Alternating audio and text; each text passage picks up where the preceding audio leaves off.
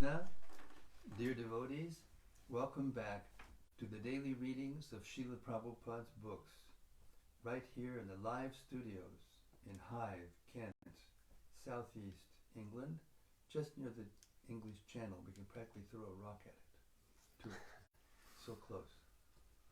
And we have some honored guests tonight. The Welsh Sankirtan party, among others, I think. They're all on the Sankirtan party?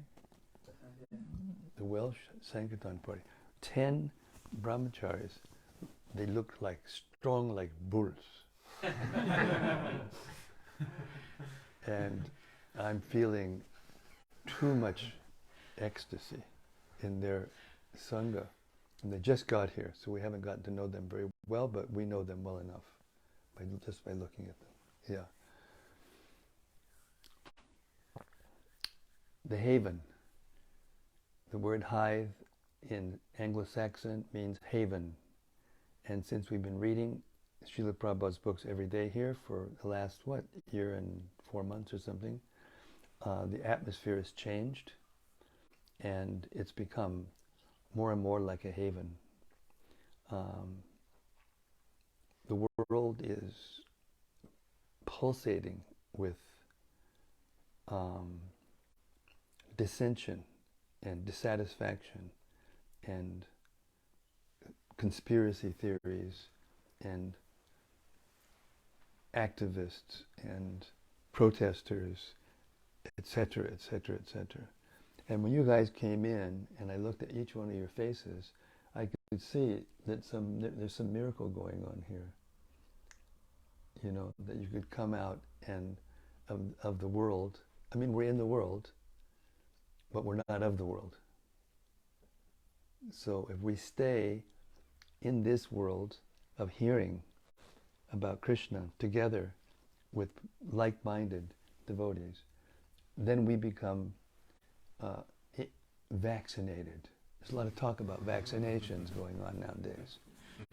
You become vaccinated against Maya, and then you can taste, as the Bhagavad Gita says, nectar even in this life, even though what's going on around us is chaotic. Is it? It is. Śrīmad-Bhāgavatam Mahima Stotram from Sri Krishna Lila Stava, verses 412 through 416 by Srila Sanatana Goswami, senior disciple of Chaitanya Mahaprabhu, the one who received the most time, 2 months straight instructions direct from Sri Chaitanya Mahaprabhu. And he compiled this 5-verse stotra, which is a glorification of the pastimes of Krishna, especially in Vrindavan. And it goes like this. Sarva shastrabdi piyusha, sarva vedaika satpala, sarva siddhanta ratnaja, sarva lokaika drikprada. O nectar from the ocean of all scriptures, singular fruit of all the Vedas, rich mine of the precious gems of all conclusive truths, you are the only giver of sight to all the world. Sarva Bhagavata Prana Śrīmad-Bhāgavata Prabhu Karidvandodita Aditya Shri Krishna Parivartita. O life air of all the Supreme Lord's devotees, O Master Śrīmad-Bhāgavatam, you are the sun risen in the darkness of Kali. You are the exact image of Sri Krishna. Paramananda Pataya Prema Varshakshadayate Sarvada Sarvasevyaya Shri Krishnaya Namostume. I bow down to you who are supremely blissful to read. Your every syllable pours down a flood of prema. You can always be served by everyone. You are Sri Krishna himself. Madeka Bando Matsangin Madguro Mad Mahadana Manistadaga Madbhagya Mad Ananda Namostute, my only friend, my constant companion, my spiritual master, my great wealth, my savior, my good fortune, my source of ecstasy, I bow down to you. Asadu saduta dayin atini chochitakara hanamun jagadachin mam premna rit katayospura. O bestower of saintliness to the unsaintly, O exalter of the most fallen, please never leave me, always appear in my heart and my voice with pure love. Om Namo Bhagavate Vasudevaya. Om Namo Bhagavate Vasudevaya. Om Namo Bhagavate Vasudevaya. Om Namo Bhagavate Vasudevaya. Om Namo Bhagavate Vasudevaya. We reached chapter 63 of the 10th canto of Śrīmad-Bhāgavatam, Srila Prabhupada's masterful summary study of the 10th canto of the Śrīmad-Bhāgavatam. Aniruddha, the grandson of Krishna, has been kidnapped by a representative of Usha, and now we're going to see what's going to happen.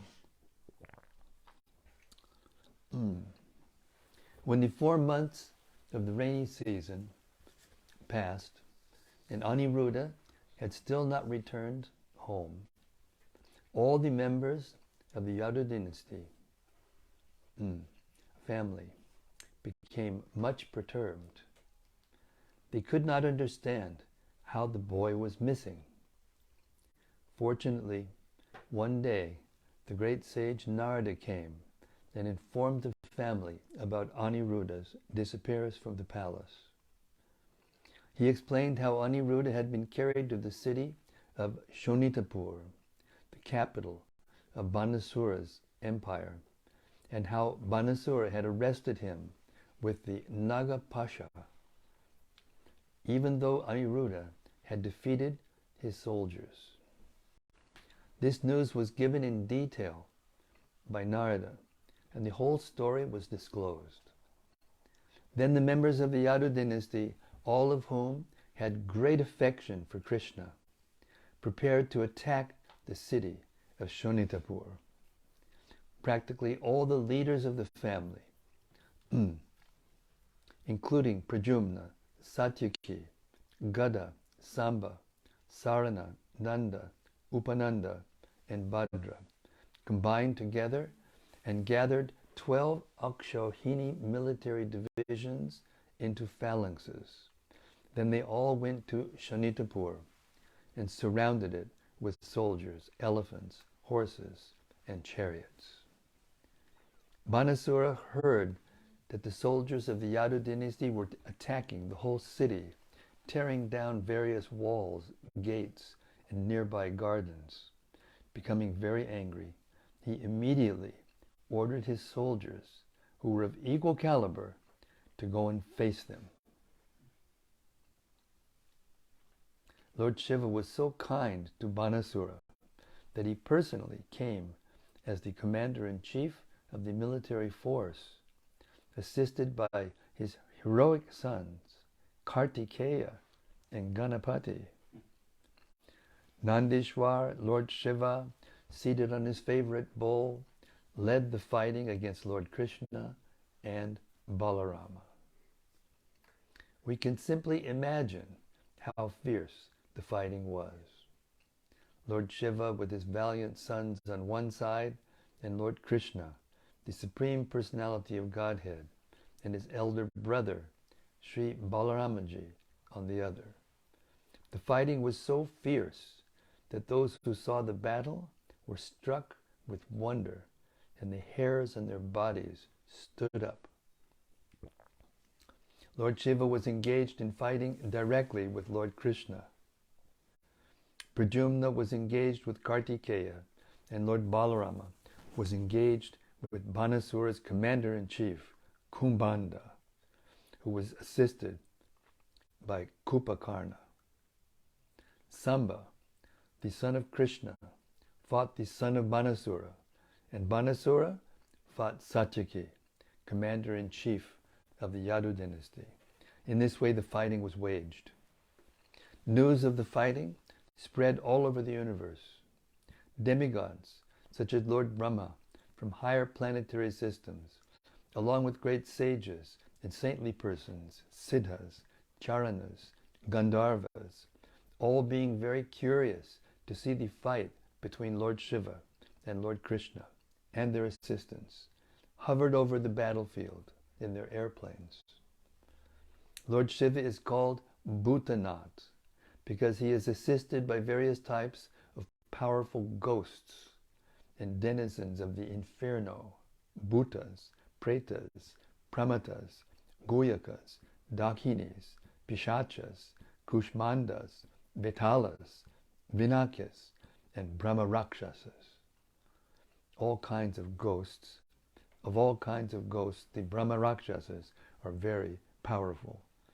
They are brahmanas who after death have entered the ghostly species of life. The Supreme Personality of Godhead, Sri Krishna, simply drove all these ghosts away from the battlefield with the arrows from his celebrated bow, Shanga Dhanur. Lord Shiva then began to release all his selected weapons against the personality of Godhead. Lord Sri Krishna, without any difficulty, counteracted all these weapons with counter weapons. He counteracted the Brahmastra, similar to the atomic bomb, with another Brahmastra, and an air weapon with a mountain weapon. When Lord Shiva released a particular weapon bringing about a violent hurricane on the battlefield, Lord Krishna presented just the opposing element, a mountain weapon, which checked the hurricane on the spot. Similarly, when Lord Shiva released his weapon of devastating fire, Krishna counteracted it with torrents of rain. At last, when Lord Shiva released his personal weapon, the Pashupata Astra, Krishna immediately counteracted it with the Narayana Astra. Lord Shiva then became exasperated in fighting with Lord Krishna. Krishna then took the opportunity to release his yawning weapon. This makes a great movie. When this weapon is released, the opposing party becomes tired, stops fighting, and begins to yawn. Consequently, Lord Shiva became so fatigued that he refused to fight anymore and began yawning.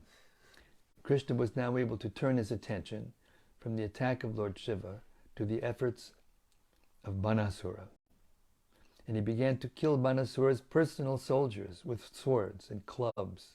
Meanwhile, Lord Krishna's son, Pradyumna, was fighting fiercely with Kartikeya, the commander-in-chief of the demigods. Kartikeya was wounded, and his body was bleeding profusely. In this condition, he left the battlefield, and without fighting any more, rode away on the back of his peacock carrier. Similarly, Lord Balarama smashed Bāṇāsura's commander-in-chief, Kumbhanda, with the strokes of his club. Kupakarna was also wounded in this way, and both he and Kumbhanda fell on the battlefield.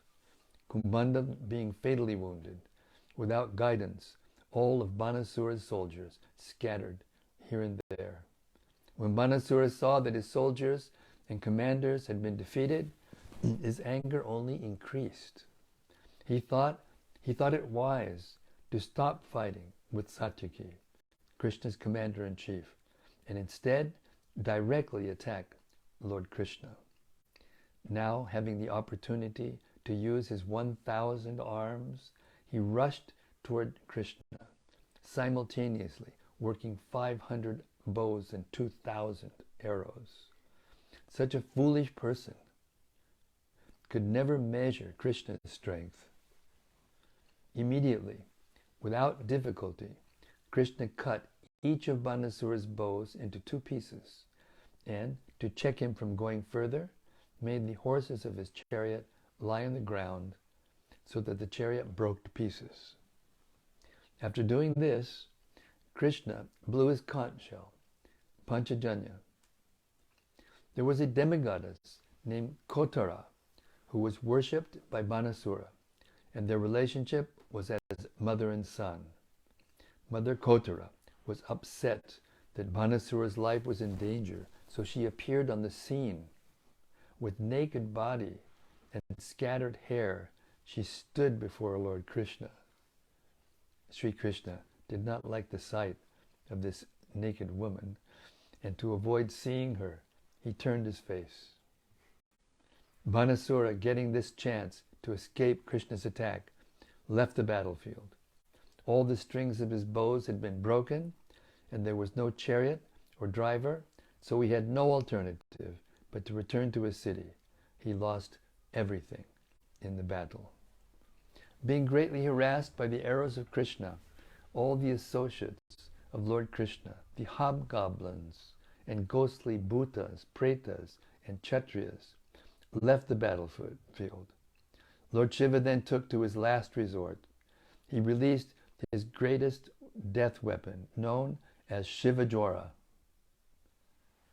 which destroys by excessive heat. It is said that at the end of creation, the sun becomes 12 times more scorching than usual. This 12 times hotter temperature is called Shivajwara. When the Shivajwara personified was released, he had 3 heads and 3 legs, and he came toward Krishna. And as he came toward Krishna, it appeared that he was burning everything to ashes. He was so powerful that he made blazing fire appear in all directions, and Krishna observed that he was specifically coming toward him. As there is a Shivajwara weapon, there is also a Narayana Jwara weapon, which is represented by excessive cold. When there is excessive heat, one can somehow or other tolerate it, but when there is excessive cold, everything collapses. This is actually experienced by a person at the time of death. At the time of death, the temperature of the body first of all increases to 107 degrees Fahrenheit, and then the whole body collapses and immediately becomes as cold as ice. To counteract the scorching heat of the Shivajwara, there is no other weapon but the Narayana Jwara. Therefore, when Lord Krishna saw that the Shivajwara had been released by Lord Shiva, he had no recourse other than to release the Narayana Jwara. Lord Sri Krishna is the original Narayana and the controller of the Narayana Jwara weapon. When the Narayana Jwara was released, there was a great fight between the 2 Jwaras. When excessive heat is counteracted by extreme cold, it is natural for the hot temperature to gradually reduce, and this is what occurred in the fight between the Shivajwara and Narayana Jwara. Gradually, the Shivajwara's temperature diminished, and the Shivajwara began to cry for help from Lord Shiva. But Lord Shiva was unable to help him in the presence of the Narayana Jwara. Unable to get any help from Lord Shiva, the Shivajwara could understand that he had no means of escape outside of surrendering unto Narayana, Lord Krishna himself. Lord Shiva, the greatest of the demigods, could not help him. What to speak of the lesser demigods? And therefore the Shivajwara ultimately surrendered unto Krishna, bowing before him and offering a prayer so that the Lord might be pleased and give him protection. This incident of the fight between the ultimate weapons of Lord Shiva and Lord Krishna proves that if Krishna gives someone protection, no one can kill him. And if Krishna does not give one protection, no one can save him. Lord Shiva is called Mahadev, the greatest of all the demigods, although sometimes Lord Brahma is considered the greatest of all the demigods he can create. However, Lord Shiva can annihilate the creations of Brahma. Still, both Lord Brahma and Lord Shiva act only in one capacity. Lord Brahma can create and Lord Shiva can annihilate, but neither of them can maintain. Lord Vishnu, however, not only maintains, but creates and annihilates also. Factually, the creation is not affected by Brahma, because Brahma himself is created by Lord Vishnu, and Lord Shiva is created or born of Brahma. The Shivajwara thus understood that without Krishna or Narayana, no one could help him. He therefore rightly took shelter of Lord Krishna and with folded hands began to pray as follows. My dear Lord, I offer my respectful obeisances unto you, because you have unlimited potencies. No one can surpass your potencies, and thus you are the Lord of everyone. Generally, people consider Lord Shiva the most powerful personality in the material world. But Lord Shiva is not all-powerful. You are all-powerful. This is factual. You are the original consciousness or knowledge. Without knowledge or consciousness, nothing can be powerful. A material thing may be very powerful, but without the touch of consciousness, it cannot act. A material machine may be gigantic and wonderful, but without the touch of someone conscious and in knowledge, the material machine is useless for all purposes. My Lord, you are complete knowledge, and there is not a pinch of material contamination in your personality. Lord Shiva may be a powerful demigod because of his specific power to annihilate the whole creation. And similarly, Lord Brahma may be very powerful because he can create the entire universe, but actually, neither Brahma nor Lord Shiva is the original cause of this cosmic manifestation. You are the absolute truth, the supreme Brahman, and you are the original cause.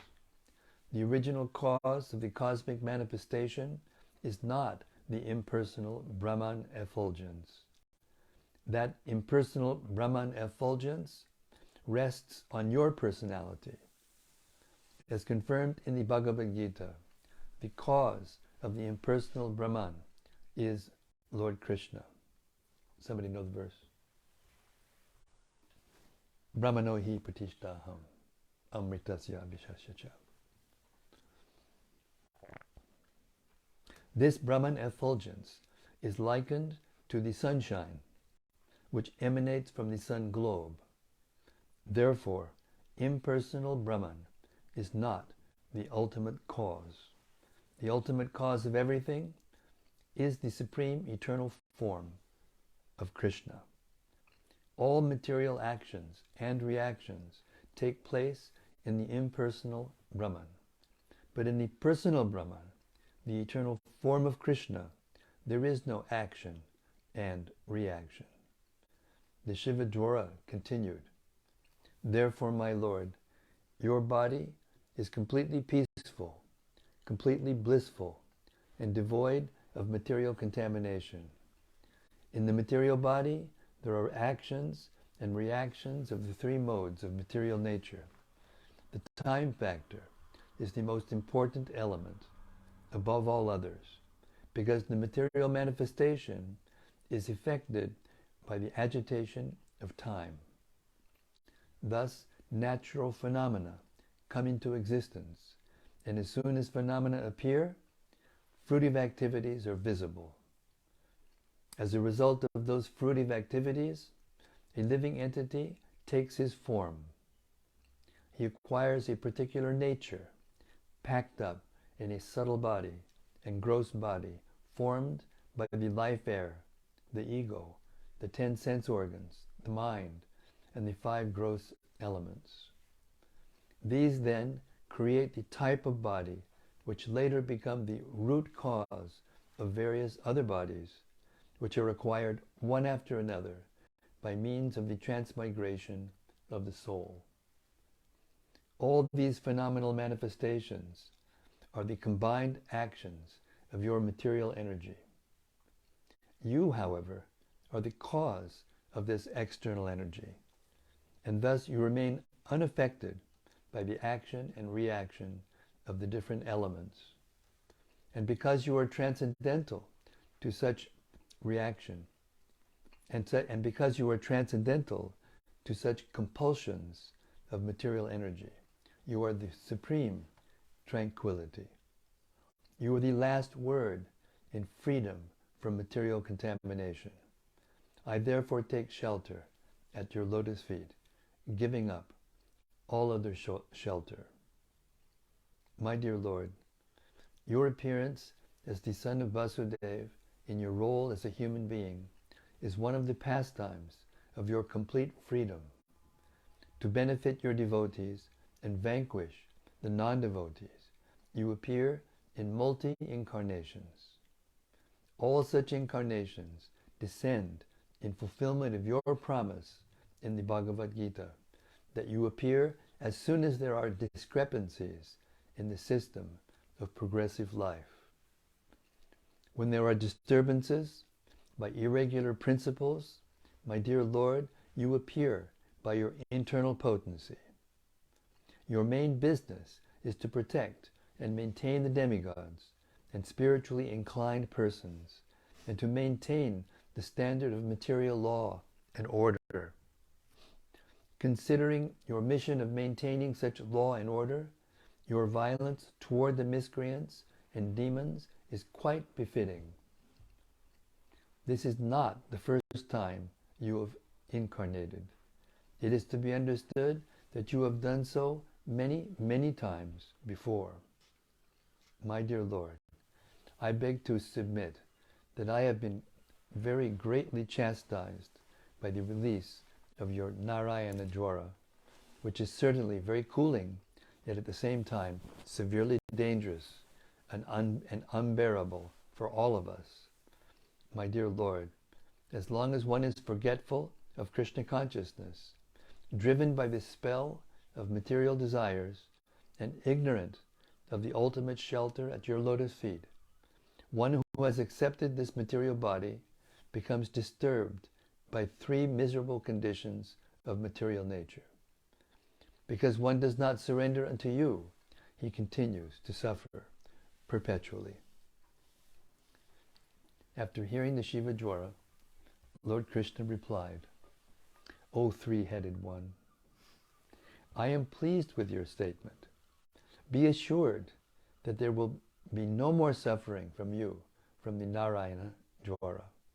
Not only are you now free from fear of the Narayana Jwara, but anyone who in the future who simply recollects this fight between you and the Narayana Jwara will also be freed from all kinds of fear. Congratulations, gentlemen, and all of you out there in cyberspace. After hearing the Supreme Personality of Godhead, the Shiva Jwara offered respectful obeisances unto his lotus feet and left.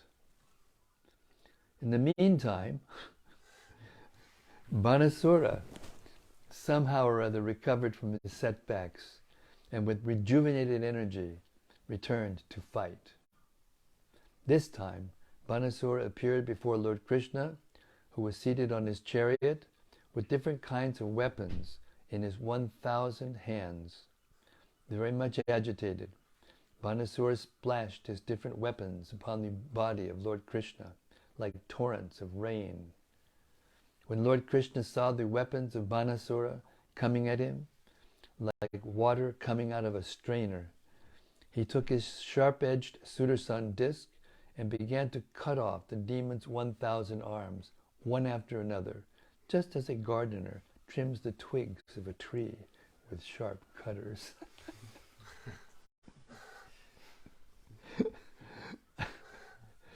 When Lord Shiva saw that his devotee Bāṇāsura could not be saved, even in his presence, he came to his senses and personally came before Lord Krishna and began to pacify him by offering the following prayers. So if somebody argues to you any day that it's Lord Shiva who is the supreme and not Krishna, listen to what Shiva has to say. Lord Shiva said, "My dear Lord, you are the worshipable object of the Vedic hymns. One who does not know you considers the impersonal Brahma Jyoti to be the ultimate, supreme, absolute truth, without knowledge that you exist behind your spiritual effulgence in your eternal abode. My dear Lord, you are therefore called Parabrahman. Indeed, the words Param Brahman have been used in the Bhagavad Gita to identify you. Saintly persons who have completely cleansed their hearts of all material contamination can realize your transcendental form, although you are all-pervading, like the sky, unaffected by any material thing. Only the devotees can realize you, and no one else. In the impersonalist's conception of your supreme existence, the sky is like your navel, fire is your mouth, and water is your semen.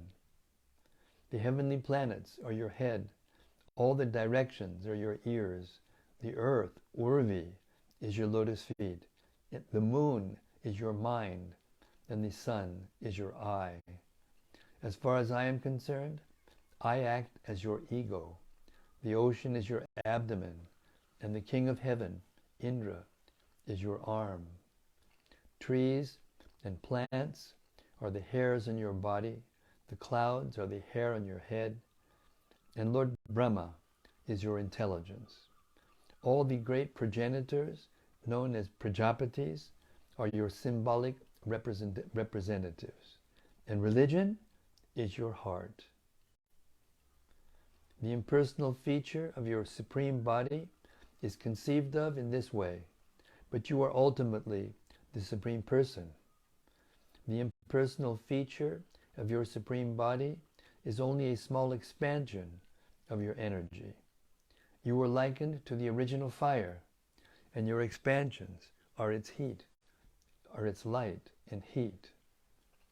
Lord Shiva continued, My dear Lord, since you are manifested universally, the different parts of the universe are different parts of your body.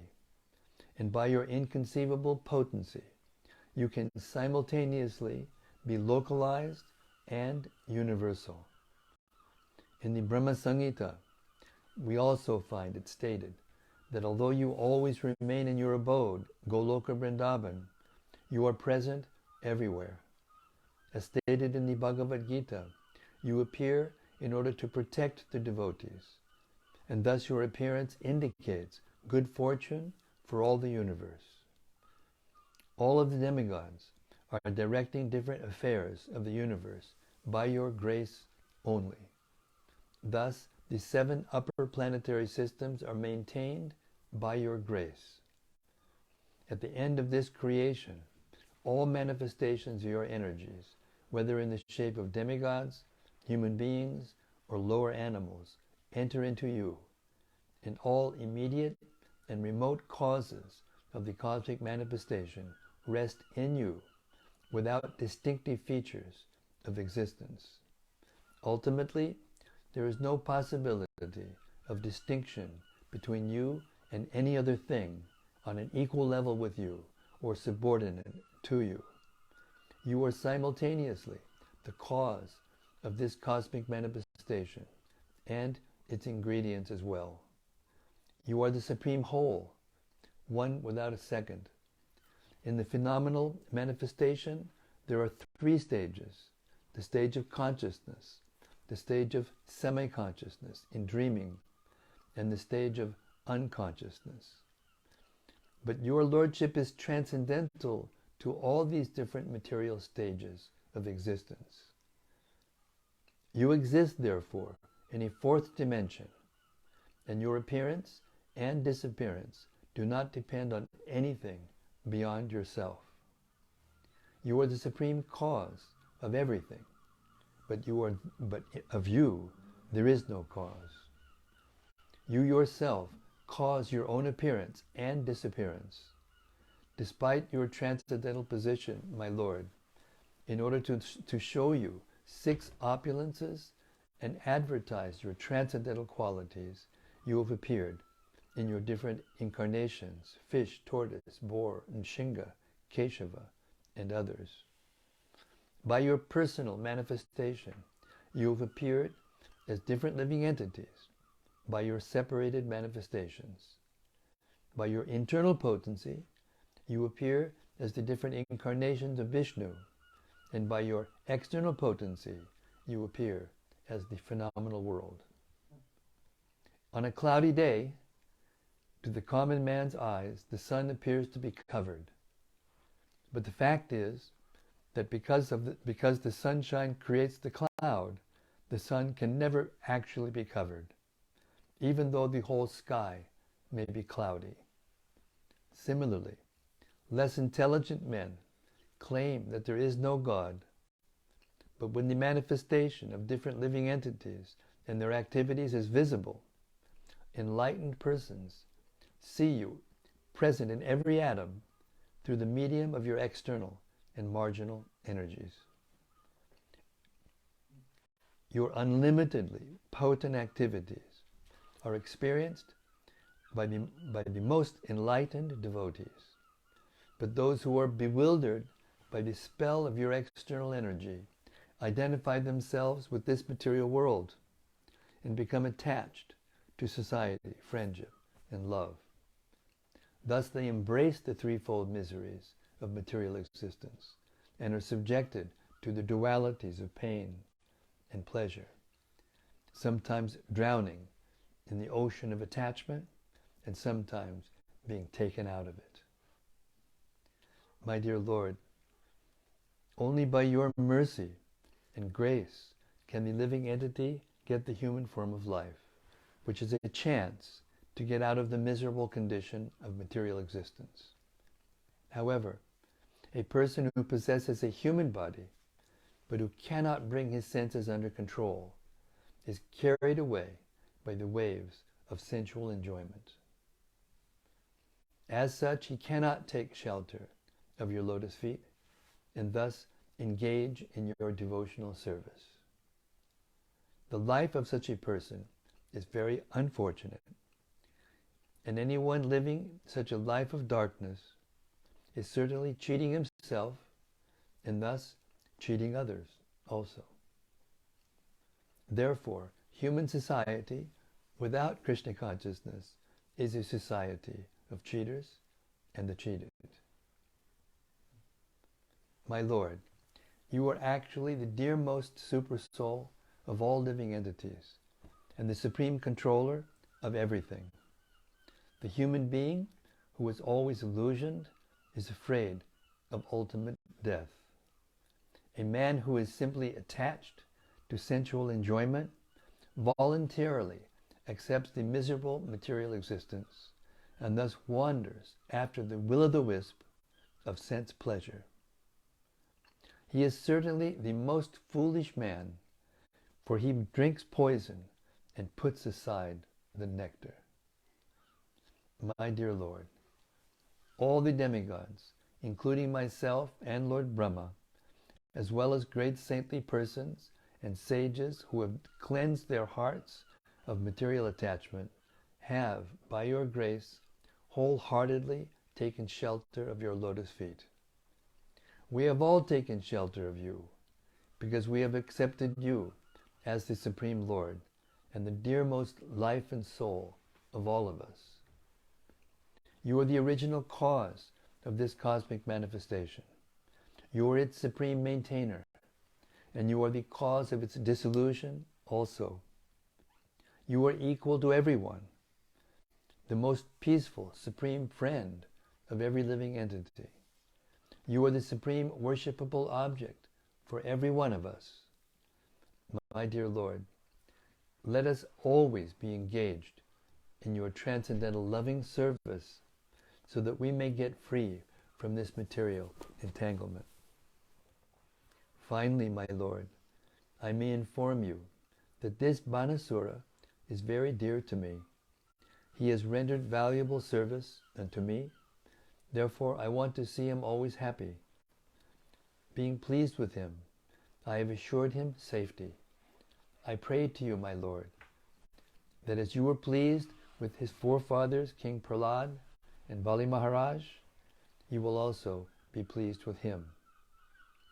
After hearing Lord Shiva's prayer, Lord Krishna replied, My dear Lord Shiva, I accept your statements, and I also accept your desire for Bāṇāsura.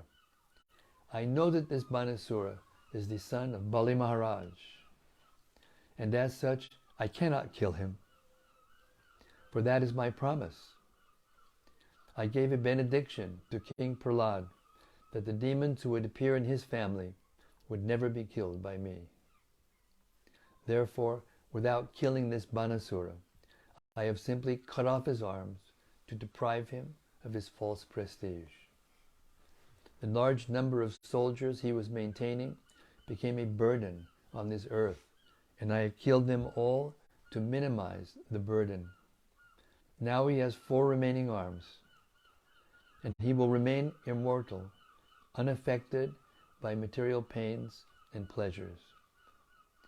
I know that he is one of the chief devotees of your Lordship, so you can now rest assured that henceforward he need have no fear of anything. When Bāṇāsura was blessed by Lord Krishna in this way, he came before the Lord and bowed down before him, touching his head to the earth. Bāṇāsura immediately arranged to have his daughter, Usha, seated with Aniruddha on a nice chariot, and then he presented them before Lord Krishna. After this, Lord Krishna took charge of Aniruddha and Usha, who had become very opulent materially because of the blessings of Lord Shiva. Thus, keeping forward a division of 1 Akshohini soldiers, Krishna proceeded toward Dwarka. In the meantime, all the people of Dwarka, having received the news that Lord Krishna was returning with Aniruddha and Usha in great opulence, decorated every corner of the city with flags, festoons, and garlands. All the big roads and crossings were carefully cleansed and sprinkled with sandalwood pulp mixed with water. Everywhere was the fragrance of sandalwood. All the citizens joined with their friends and relatives to welcome Lord Krishna with great pomp and jubilation, and a tumultuous vibration of conch shells, drums, and bugles received the Lord. In this way, the Supreme Personality of Godhead, Krishna, entered his capital, Dwarka. Shukadeva Goswami assured King Parikshit that the narration of the fight between Lord Shiva and Lord Krishna is not at all inauspicious like ordinary fights. On the contrary, if one remembers in the morning the narration of this fight between Lord Krishna and Lord Shiva and takes pleasure in the victory of Lord Krishna, he will never experience defeat anywhere in his struggle of life. This episode of Bāṇāsura's fighting with Krishna and later being saved by the grace of Lord Shiva is confirmation of the statement in the Bhagavad Gita that the worshippers of demigods cannot achieve any benediction without its being sanctioned by the Supreme Lord Krishna. Here in this narration, we find that although Bāṇāsura was a great devotee of Lord Shiva, when he faced death by Krishna, Lord Shiva was not able to save him. But Lord Shiva appealed to Krishna to save his devotee, and this was sanctioned by the Lord. This is the position of Lord Krishna. The exact words used in this connection in the Bhagavad Gita are Mayaiva Vihitan Hitan. This means that without the sanction of the Supreme Lord, no demigod can award any benediction to his worshipper. Thus ends the Bhaktivedanta purport of the 63rd chapter of Krishna. Lord Krishna fights with Bāṇāsura. Haribol. Jai Shri Krishna. Jai Shri Lord Shiva ki jai. Bāṇāsura ki jai. Lord Premanandi. Hari Hari Bol. I'd say that's a mouthful. Wouldn't you? Yeah. You know, in the world today, so many people think they know God, and they have slogans. God is great. God is all powerful. God is all merciful. He's this, he's that. But actually they haven't gotten any idea of the actual potency of the Supreme Being, Supreme Personality of Godhead. This chapter explains all of that. Okay, we'll stop the reading. It's exactly at 8 o'clock. We usually stop at around 8 o'clock. Krishna's grace. So this is our time of reflection, where if anything that you've heard stuck in your mind, or you wondered about, or you want to, or reminded you of something else that's nectarian, we ask you to share it. And there's some personalities out there in cyberspace also doing the same thing. Hare Krishna. Yes, Gopal. One reflection and a question. Pass the microphone here. Please, pass the mic. Just pass the mic. There you go. Just pass it around. There you go. So This is Gopal Roy, for all of you who don't know him. He's the run at home. Sankirtan leader and the life and soul of the Welsh Yatra. What I really liked where Lord Shiva was talking about on a cloudy day, the clouds never cover the sun. And he said that a materialist will claim that there is no God, but an enlightened person will see God in every atom. Yes. I like that contrast. And one question I did have as well is about the worship of the demigods being fruitless without Krishna's empowerment. And I was thinking sometimes if we go to especially Hindu houses, they have lots of demigods. Oh yeah. And I was wondering, does their worship, is it pointless, or is there any benefit at all in them? Well, I mean, the demigods are empowered by Krishna, and they're responsible for the distribution of the resources of material nature to the conditioned souls. So we're all in this material world, and there's a verse in the Gita that says aparat paradaspam. It means that Deva Devyatan Deva. What is that verse? Hand me the Gita. Devam Devyatam.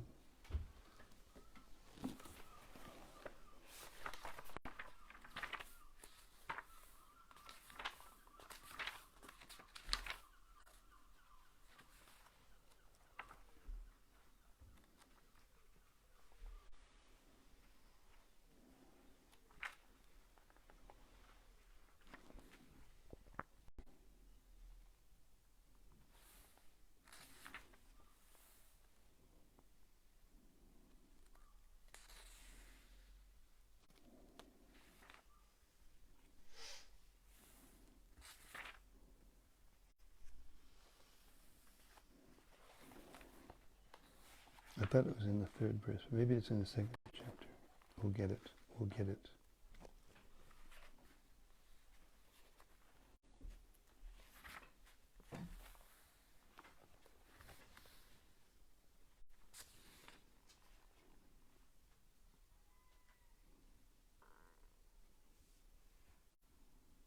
Devan Bhavyatani. No, it is through 3. I was only 1 page away from it. Have some faith in yourself, Maharaj. It's okay. Devan Bhavyatanina Tediva Bhavyantu Yavaha.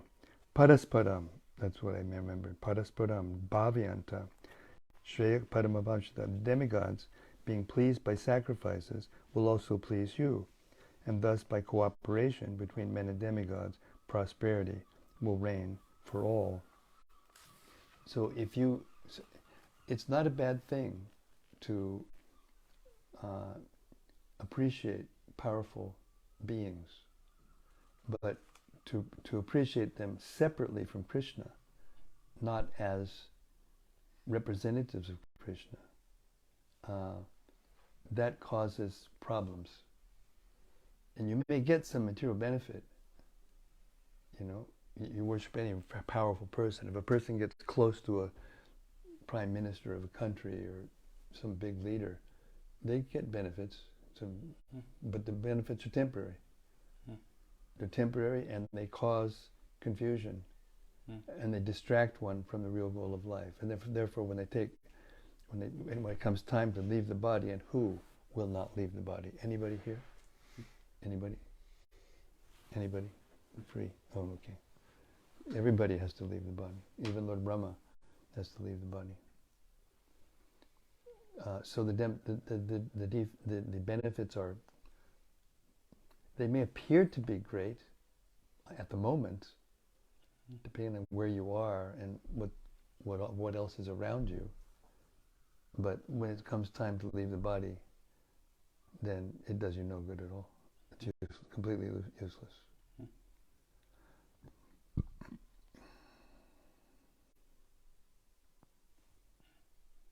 Yeah, I guess Bāṇāsura was worshipping Lord Shiva, but that was problematic. Yeah, all of these analogies, if you think about them, you have to think, you have to use the knowledge and then look out at the world and see. If you can't see the sun. There's enough clouds that you can't see the sun anywhere you look. If you go up on an airplane, as soon as you break through the clouds, there it is, the sun. So the sun cannot cover the cloud. The cloud is created by the sun. So Krishna is, the energies of Krishna emanate from him, and just by his willing, they transform into the material world. The Christians say, the Lord said, let there be light, or let there be creation, whatever. That's a fact. It's actually a fact that it happens like that.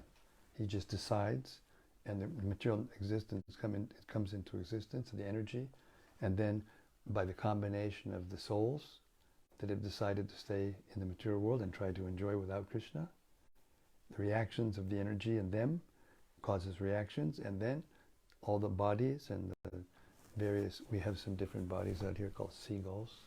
You may have noticed that they're always screaming, and and you look out the window and you see the whole thing, the kitties, and then they're screaming, and the mother and father have to go and get food and bring it to them, and they're all, it's just going on.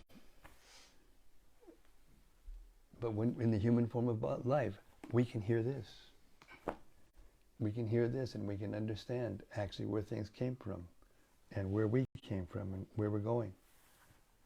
And only the human body affords us this opportunity. Therefore, take advantage of it. Anyway, you guys are Sankirtan devotees. You know the difference. Sometimes when we live in a cave like this, we might forget the difference, but you guys never forget the difference. Looking face to face at it every day. So the pleasure and peacefulness, not just peacefulness, but pleasure and ecstatic feelings that you can go through when you hear Krishna's pastimes properly read, by one who's attached to them, actually attached to them. I've been doing this for 50 years almost, 48 years, going on 49. And I can tell you, they get better and better. I don't know how many times I've read this book. And every time I read it out loud like this to devotees, it gets better. So the proof of the pudding is in the eating. If everybody says, oh, you're just hypnotizing yourself. You can chant any name and get this kind of thing. Okay, then chant your favorite name. Go ahead. Sit down here, chant your favorite name. We're chanting our name 27,000 times a day. Just chant some percentage of that time without getting tired of it. Go ahead. You know, proof of the pudding's in the eating. No one can do it. No one. No one. The favorite name, favorite person, whatever. No, after a few times, go move on to something else. So if you doubt, then you can't understand. Yo mam eva masamudo janati purushottama sasarvavit bhajati mam sarva bhavina bharata. This is at the end of the 15th chapter, in which Krishna reveals that if you can accept me as the Supreme Personality of Godhead without doubting. We heard of some far out things tonight, didn't we? You know, some very far out things, how the fighting was going on, what Krishna was doing, and, you know, fighting between actually, when Krishna comes to the earth, the demons and the demigods, they come to the earth to participate and to fight it out on the earth. They fight out in different places. They, you know, like sportsmen, they'll go to different places to have their fights, you know, in big, you know, coliseums or venues, you know, stadiums, and then just fight it out, you know. And everybody sits on the sideline, yeah, you know, in one country, you know, it's like, and everybody gets some kind of buzz off of it, you know, until they lose. We were sitting here. We were sitting here. We were doing the reading, daily reading, and all of a sudden we heard this everywhere. Everybody was watching it. And we could hear it everywhere. You know, England made the goal, you know. That's it. We finally made it. And then just a few, and then all of a sudden it got quiet. And it stayed real quiet and just kept, there was no more yell. And then I said, they lost it. I didn't have to watch it on a TV or on a screen. You just knew, you know. You know, and for one instant the whole, you know, place is in ecstasy, and the next instant they're going, all right, so it's finished. You know, maybe I'll jump off a building. I don't know what it is. And they just go like this, you know, constantly, you know, thinking they're in ecstasy and then in completely bewilderment and suffering like wounded dogs, you know. I mean, I'm not joking. When you guys walked in, I looked at each one of your faces, and devotees look different. They do. Honestly, they look different. They've got a different aura, a different glow about them.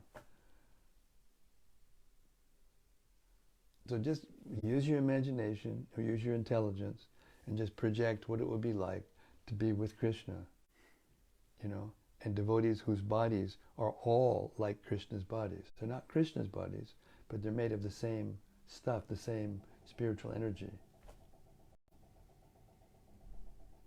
What that would be like. How nice that would be. Yeah. And think about it. And then keep hearing. Think about it some more. And keep hearing. And think about it some more. And keep hearing. And then your train of thought will take you there. It will take you away from the material miseries, and it'll give you real lasting happiness. And it will never go away. It'll just keep increasing. Guaranteed. Hare Krishna. Hare Krishna.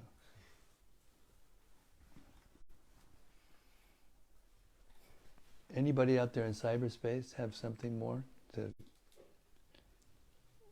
We usually get some appreciations or some. Oh, sorry.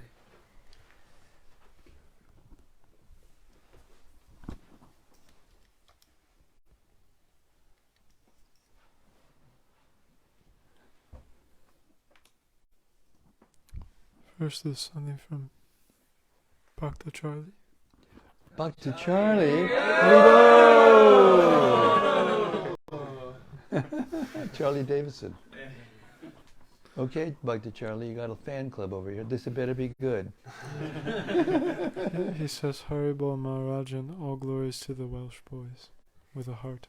Hare Krishna. Very good. Thank you so much. Rati Manjari says, Jai Guru Maharaj. Jai Rati, now think about it. Here we have a room full of young men from all different walks of life, from different countries. I don't think everybody's from, definitely not from Europe. Exactly. You know, and yet here we are sitting here, and how could we feel any closer? Hearing about Krishna together. And the whole world is now fighting like cats and dogs over anything and everything. You don't need any reason. They just, because that's what we do, you know. But they're imagining all these reasons anyway. So it's like that. You see a little glimpse and you build, and don't go away. Keep serving, keep hearing, keep trying to please Krishna. The best way to please Krishna is stated by him in the 18th chapter of the Gita. Try to explain this Bhagavad Gita to others. Try to explain the potencies of the Supreme Personality of Godhead. You know, Sarvavid, Sarvabhavana Bharata means if you actually know Krishna, you know, Jiva Goswami says in the Tattva Sandarbha that if you actually accept that God is unlimited, that means he can do anything. He can transgress nature. He can destroy it and allow and create it and then maintain it. He can do whatever he wants at any time, and he does. Krishna comes to this material world and does these things, and people are thinking that's not possible. Therefore, this must have been a myth, just a mythology. They just completely, even the great scholars, they just, you know, dismiss it. Because they don't have any faith that God is unlimited and can do anything. When you hear with that consciousness, then you are transported.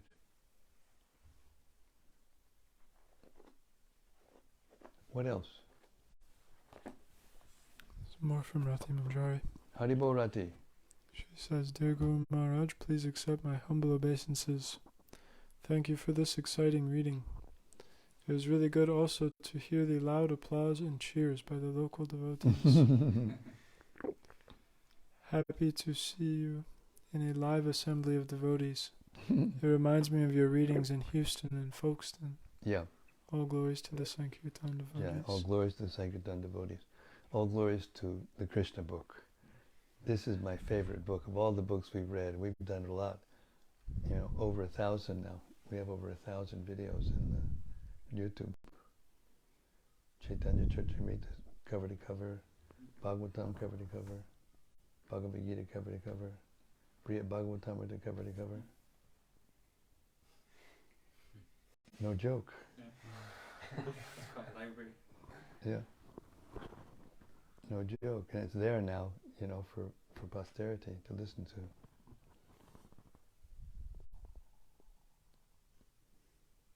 And every time I read it, it gets better. It's magic.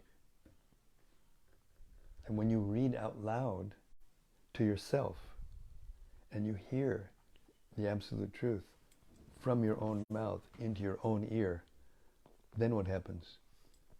You got no one to argue with. I mean, it's a mystical. That's like a figure of speech, but you don't. You know, there's a mystical potency to it.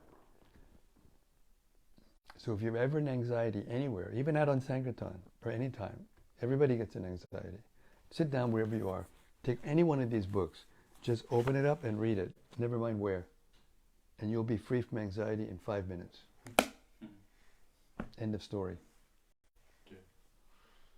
But it takes strength to do that. It takes deep faith. And that faith comes, it's already there, but it comes and grows with practice and with taste, with association.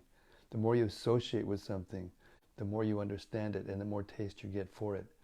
So the goal of Krishna consciousness is to fall in love with Krishna. And how do you fall in love with Krishna? You find out more and more and more about him, more and more and more about him, until you cannot help but fall in love with him. What else? From Gopakanya Devi Dasi. Hare Krishna Gopakanya. She says, Jai Maharaj, Hare Krishna. All glories to Śrīla Prabhupāda in your daily reading service of Krishna Katha. Hare Krishna. Cheers for all lovers of Krishna Katha. Jai Ho. Hare Krishna. From Santa Rupa. Haribo. She says, Hare Whose Krishna. mother is she? Mantri, he's not here. His mantra is not here. Okay. She says, Hare Krishna, dear Maharaj, and assembled devotees in a packed heaven. A packed haven. There you go.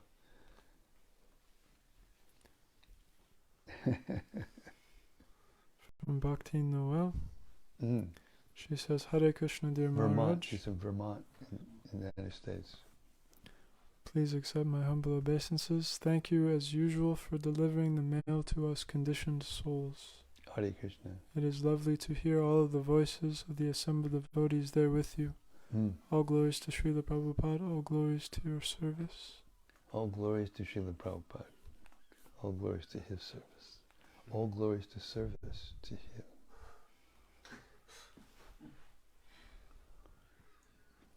Sudevi Dasi says, Hare Krishna Maharaj. Haribo. From Brian Phillips. Bhakti Brian. We met Bhakti Brian in London in like the 90s, early 90s. He's still hanging in there. Go ahead. He says, Hare Krishna Maharaj, lovely to share the evening with you again. Please accept my humble obeisances. All glories to Śrīla Prabhupada. All glories to Śrīla Prabhupada. From Daityari Haridas. Haribo. He says, Hare Krishna Maharaj, thanks very much again for these readings. All glories to Śrīla Prabhupada. Unfortunately, I wasn't able to make it there live this evening, but I'm really looking forward to the opportunity in the near future. Sure. You're always welcome. There's a reflection here also. It says, I really liked where Krishna gave Bāṇāsura his blessings on the strength of his connection with Shiva and his family descendants, Bali and Prahlad, demonstrating the power of the blessings of great devotees. Yes. I also wondered, would it be fair to say that in Krishna's pastimes... That was the promise of Krishna. That was why it was Krishna's promise to Prahlad Maharaj, that none of his, generations and generations would be protected by him. I also wondered, would it be fair to say that in Krishna's pastimes there are far more high-caliber events than in any of his other expansions? Oh, without a shadow of a doubt. No comparison. Here he goes to battle with Lord Shiva himself, and there are so many other massive events, whereas even Lord Rama and Lord Nrsimhadev only fought with one major demon, who was the central adversary in their pastime. Exactly. It can make us take for granted the nature of the adversaries that Krishna defeats. Yes. But I heard from Bhakti Chaitanya Swami that even Kamsa had conquered the entire universe up to the kingdom of Indra. Yes.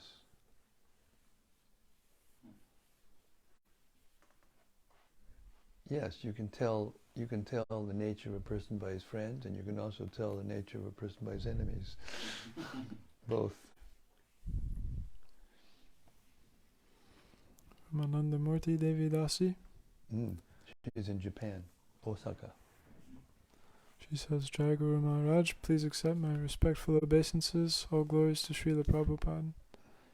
All Bhagavad Gita's teachings are here. I understand the position of the Supreme Lord and the position of jivas like us very clearly. Thank you so much. Hare Krishna, thank you. They just got a new translation of the Gita, and she's distributing them in Osaka. Devo. From Vilas Manjari Dasi. She's in Sydney, Australia.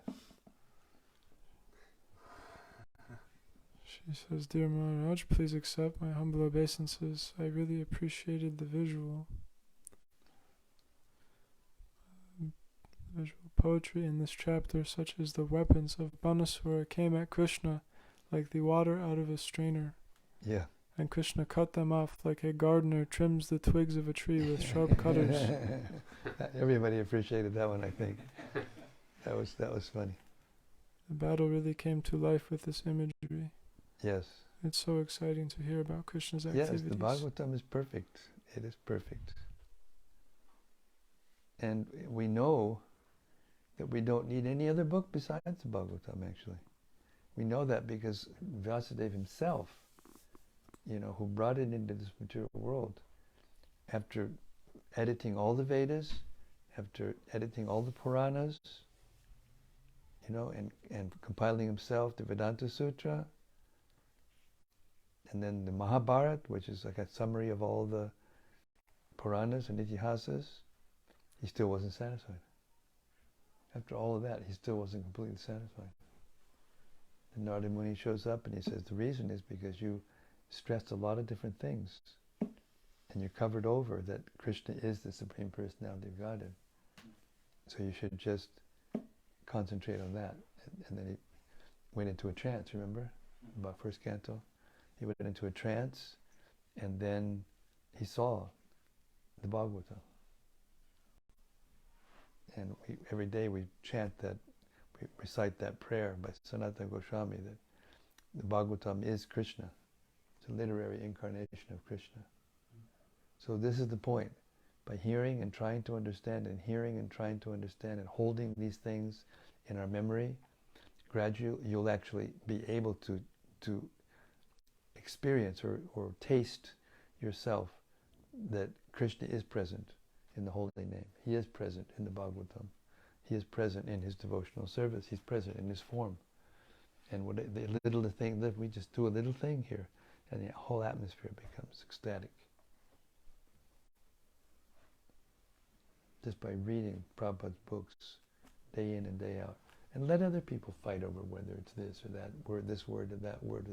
That's for some jnanis somewhere, Doesn't attract pure devotees of Krishna to argue about things like that.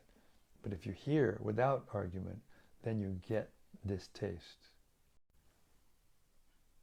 And then once you get it, don't let it go. And it's like the river, Ganges River, just keeps flowing. Nothing can stop it. It goes to the Bay of Bengal. They can try to dam it up. They can try to stop it. It just keeps going.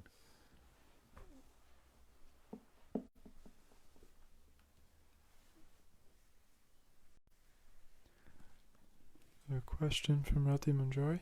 Hare Krishna, Rati. She says, Dear Guru Maharaj, in our Rati's times... in Netherlands, in Holland, and she is leading kirtan parties, and now she's getting involved in organizing the translations of more books into Dutch and organizing the distribution of the books. Yeah. Haribol. She says, in our times we see lots of forms of fighting around us. Is it possible that amongst them there are demigods and demons who are fighting it out? Not the same. And even if they were, they're small-timers. Prabhupada once mentions that even Shishupal, in Dantavakra, which Krishna dealt with, and these other, they were powerful, but compared to Hiranyakashipu and Ravana, they were like pipsqueaks, Because as the Divya Yuga goes forward through these different ages, the material energy gets less powerful. Remember when Muchikunda came out of the cave? Right? He looked around and he said, oops, Kali Yuga, okay. Then he just took off to the north and just, went to Bhadarkashram and did austerities until it was time for him to leave and go back to Godhead. Because he could tell, because The plants and trees have shrunk, and the human beings have shrunk. Everything changes. And we don't want to be around at the end of Kali Yuga. Yeah. Well, you can read the 12th canto of the Bhagavatam and find out the human beings get gradually smaller in stature. They get hair all over their bodies. They're more or less like animals. They have children to eat them just so they can survive. No more grains, no more fruits, no more vegetables. Yeah. And it's hellish. And eventually Kalki comes and just finishes them up, but gives them liberation by doing that. So there's no reason ever to feel neglected or to wonder about Krishna, what he's doing and why he's killing all these demons. They're all getting liberated. He's not partial to anyone. But at the same time, he has a nature that if someone approaches him with love, then he reciprocates with love. And like we heard tonight, once that happens, there's nothing that can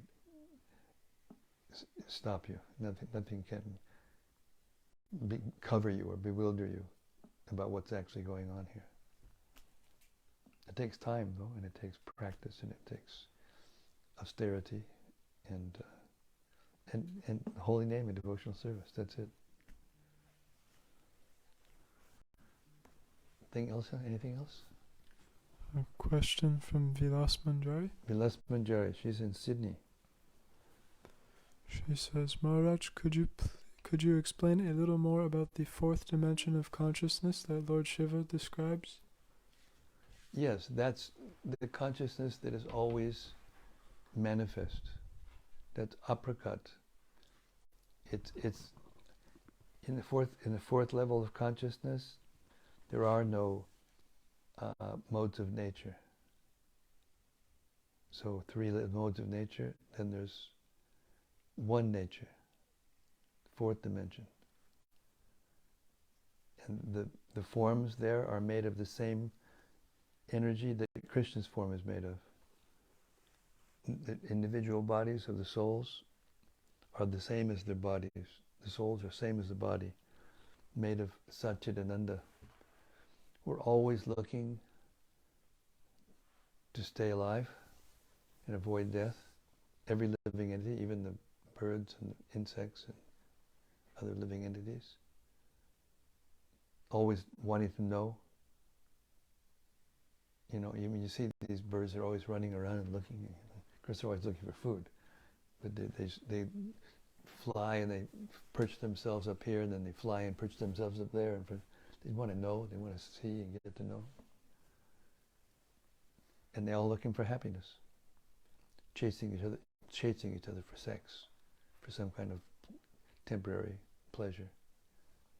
So that the tendency is there in all of us, those things, because we are like that by nature. We do know everything, but now we're covered. We are blissful all the time, but now we're covered. We never die. Now we're covered. So that's the fourth dimension. Krishna lives in that fourth dimension all the time. And we can live with him in that fourth dimension if we reject the 3 dimensions, the 3 modes of material nature. Hare Krishna.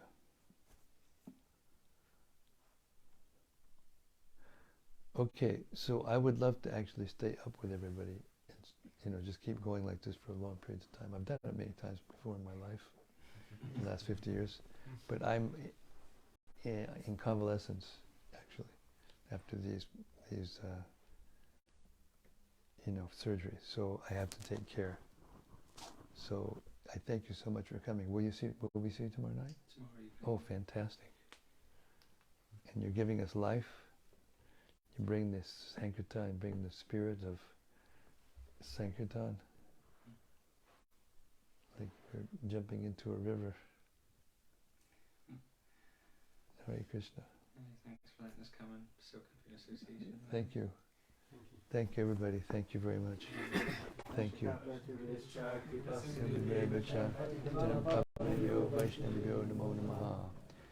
Shri Krishna, the Supreme Personality of Godhead, ki jai.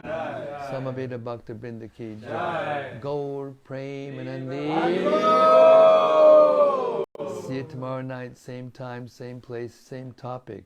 The unlimited energies and pastimes and opulences of the Supreme Personality of Godhead. Hare Krishna.